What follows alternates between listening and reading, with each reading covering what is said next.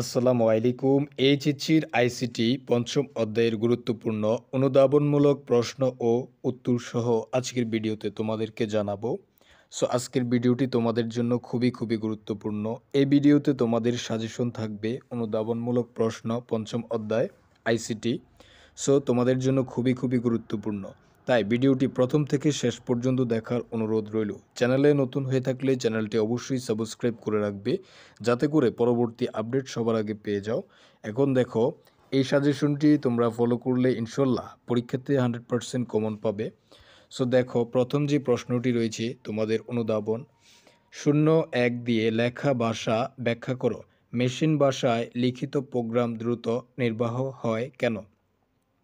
শব্দ ছাড়া শুধু মাত্র সংখ্যার মাধ্যমে ভাষা প্রকাশ সম্ভব, ব্যাখ্যা করো। এই প্রশ্নটি খুবই গুরুত্বপূর্ণ।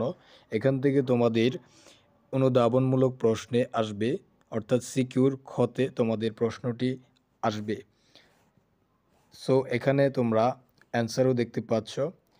অ্যান্সারগুলো তোমরা আমাদের সাজেশন পিডিএফ পেয়ে যাবে। ডেসক্রিপশনে তোমাদের বিষয়টি জানিয়ে রাখা হয়েছে। এরপরে তোমাদের সাজেশনের দ্বিতীয় অংশটি রয়েছে লো লেভেল প্রোগ্রামিং ভাষার দুর্বলতা, হাই লেভেল প্রোগ্রামিং ভাষার উৎপত্তিকর কারণ, উচ্চ স্তরের ভাষা মেশিন ভাষা থেকে উন্নততর, ব্যাখ্যা করো। এখানে অ্যান্সার দেওয়া আছে, তোমরা অ্যান্সারটি আমাদের পিডিএফে পেয়ে যাবে। এরপরে দেখো, হাই লেভেল প্রোগ্রামিং ভাষায় প্রোগ্রাম করা সহজ, ব্যাখ্যা করো।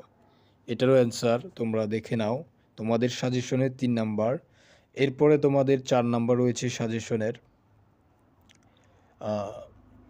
4 নাম্বার বলতে নাম্বারটি একটু মিসিং হয়েছে। এখানে দেখো 5 নাম্বার থেকে অ্যালগোরিদম কোডিং এর পূর্ব শর্ত ব্যাখ্যা করো। প্রোগ্রাম কোডিং এ অ্যালগোরিদমের গুরুত্ব ব্যাখ্যা করো বা গুরুত্ব লেখো। এখানে তোমাদের অ্যান্সার রয়েছে, তোমরা অ্যান্সারটি দেখে নেবে।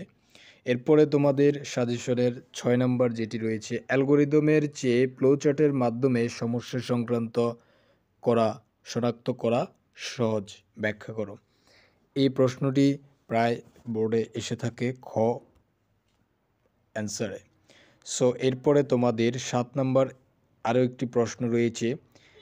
দেখো, এখানে সাজেশনের জন্য প্রবাহ চিত্রে ব্যবহৃত প্রতীকগুলো ব্যাখ্যা করো। ফ্লোচার্ট হলো চিত্রভিত্তিক অ্যালগোরিদম, ব্যাখ্যা করো। এখানে কিছু ফ্লোচার্ট দেওয়া রয়েছে, তোমরা দেখতে পাচ্ছ। প্রবাহ চিত্রের ব্যবহৃত প্রতীকগুলোর কাজ নিচে দেওয়া হলো। চিত্রটি দিয়ে কোনো প্রোগ্রামের শুরু কিংবা শেষ বোঝায়। চিত্রটি দিয়ে কোনো প্রোগ্রামের ইনপুট আউটপুট বোঝায়। চিত্র এটি দিয়ে তোমরা দেখতে পাচ্ছ, চিত্রটি দিয়ে কোনো প্রোগ্রামের প্রক্রিয়াকরণ বোঝায়। তারপরে এই যে তীর চিহ্নের মতো দেখতে পাচ্ছ, চিত্রটি দিয়ে কোনো প্রবাহ চিত্রের প্রবাহের দিক বোঝায়। এরপরে তোমাদের যেটি রয়েছে, চিত্রটি দিয়ে কোনো প্রোগ্রামের কোনো বিষয়ের সিদ্ধান্ত বোঝায়। চিত্রগুলো মনে রাখতে হবে। চিত্রটি দিয়ে কোনো প্রোগ্রামের একাধিক ধাপের সংযোগ বোঝায়।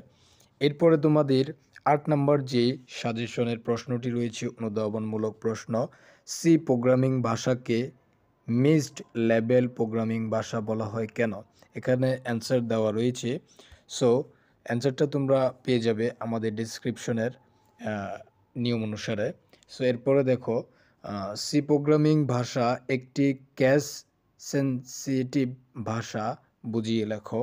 এটাও তোমাদের সাজেশনের জন্য রয়েছে। এরপরে তোমাদের সাজেশনের 11 নম্বর যে প্রশ্নটি, চলক তৈরির ক্ষেত্রে কিছু বিধিবদ্ধ নিয়ম কানুন রয়েছে, ব্যাখ্যা করো। সি ভাষায় INTROLL@NO, এরপরে স্টেটমেন্টটি বৈধ অবৈধ, ব্যাখ্যা করো। এখানে অ্যান্সার দেওয়া রয়েছে।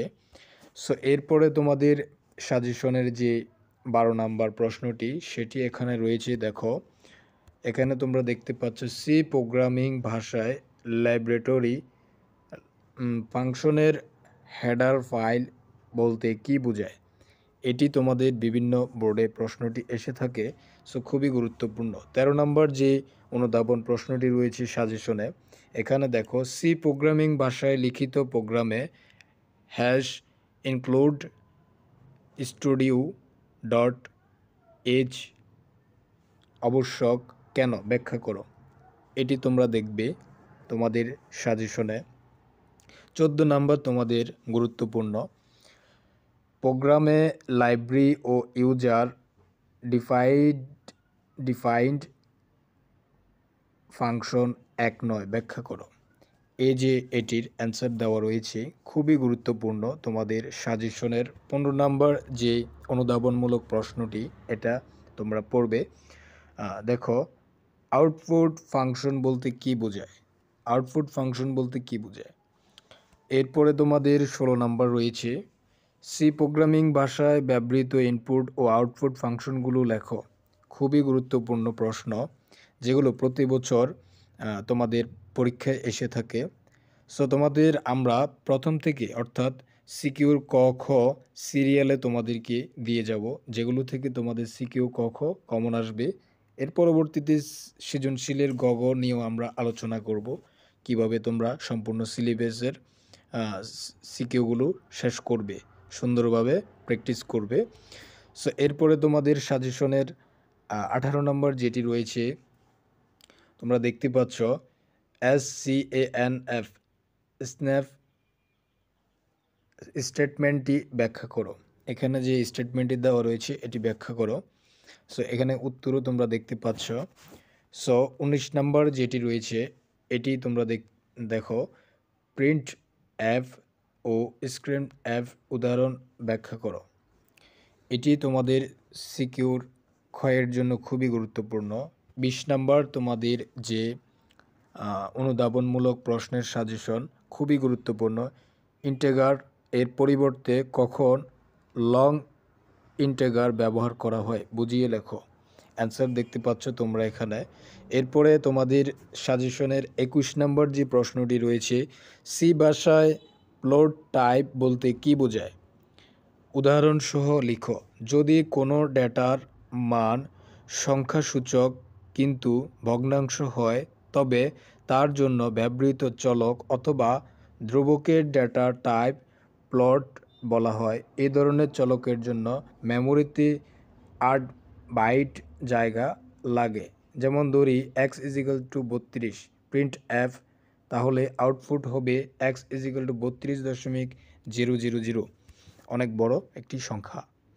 সো এরপরে তোমরা দেখো 22 নম্বর, কখন ইউনারি অপারেটর ব্যবহার করা হয়, ব্যাখ্যা করো। এখানে অ্যান্সার দেওয়া রয়েছে। এরপরে তোমাদের সাজেশনের 23 নম্বর যে প্রশ্নটি, সেটি হচ্ছে প্রোগ্রামে অপারেটরের গুরুত্ব লিখো। তোমরা প্রশ্নগুলো দাগিয়ে ফেলো, অথবা তোমরা প্রশ্নগুলো তোমাদের খাতায় লিখে ফেলো। এরপরে 25 নম্বরে রয়েছে ইজিক্যালস টু এবং ইজিক্যালস টু এর মধ্যে পার্থক্য লেখো। এটার অ্যান্সার দেওয়া রয়েছে। তোমাদের 26 নম্বর সাজেশনের কি রয়েছে দেখো, ফর লোভ এবং ডু ওয়েল লোভ এর মধ্যে কোনটি ব্যবহার করা সহজ? আমরা বিগত 5 বছরের প্রশ্ন অ্যানালাইসিস করে তোমাদের জন্য এই সাজেশনগুলো তৈরি করেছি, তাই খুবই গুরুত্বপূর্ণ। এখান থেকে প্রতি বছর প্রশ্ন এসে থাকে। গ্লোবাল ভেরিয়েবলকে প্রোগ্রামের সকল অংশে জুড়ে দেওয়া সম্ভব, ব্যাখ্যা করো। এরপরে 28 নম্বর, অ্যারে এবং চলক 1 9 ব্যাখ্যা করো। এই প্রশ্নগুলো প্রতি বছর এসে থাকে, আমি আবারও বলছি। সো তোমাদের প্রথম থেকে শেষ পর্যন্ত যারা রয়েছে তোমাদেরকে অসংখ্য ধন্যবাদ।